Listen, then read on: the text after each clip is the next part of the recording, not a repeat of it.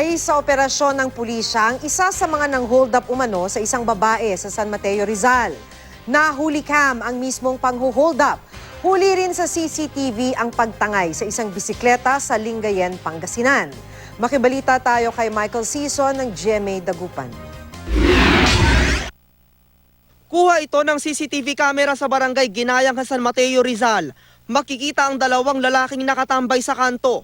Maya-maya, tumawid sa kalsada ang isang babaeng kinilalang si Annabel Planes na nooy pauwi na. Bigla siyang biningkita ng dalawang lalaki. Doon na raw siya hinold up. Hindi makikita sa CCTV footage ang aktong pang-hold up dahil natakpan ito ng tolda. Nag-aabang ako sa sasakyan.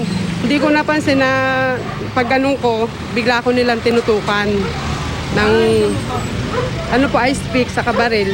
Bigla po sila ditong nanakbo ako. Bigla na po akong pumunta sa malapit na himpilan. Sa follow-up operation ng pulisya, napatay ang isa sa mga suspect na nakilala sa alias na Pantoy na umano'y hold-upper at tulak ng droga sa lugar. Ayon sa pulisya, nanlaban daw sa kanila ang suspect. Biglang bumunot, tutukan yung ating tropa.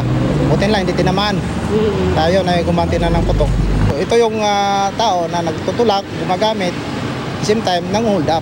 Nakuha sa suspect ang mga ninakaw raw nito, kabilang ang mga alahas, pera, digital camera at isang kalibre 38 baril. Patuloy namang tinutugis ang isa pang suspect.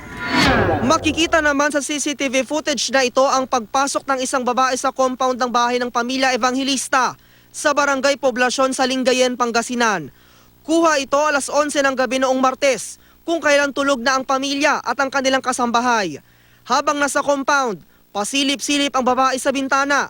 Matapos ang ilang sandali, dahan-dahan niyang kinuha ang isang bisikleta at saka agad na tumakas.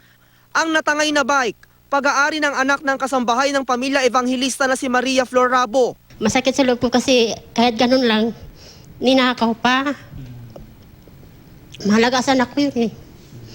Mahal na mahal niya yun, inilinisan pa nga niya eh. Ine-imbestigahan na ng pulisya ang insidente. Dun yung nakuha sa CCTV upang at least may match natin sa mga previous na mga pangyayaring pagnanakaw.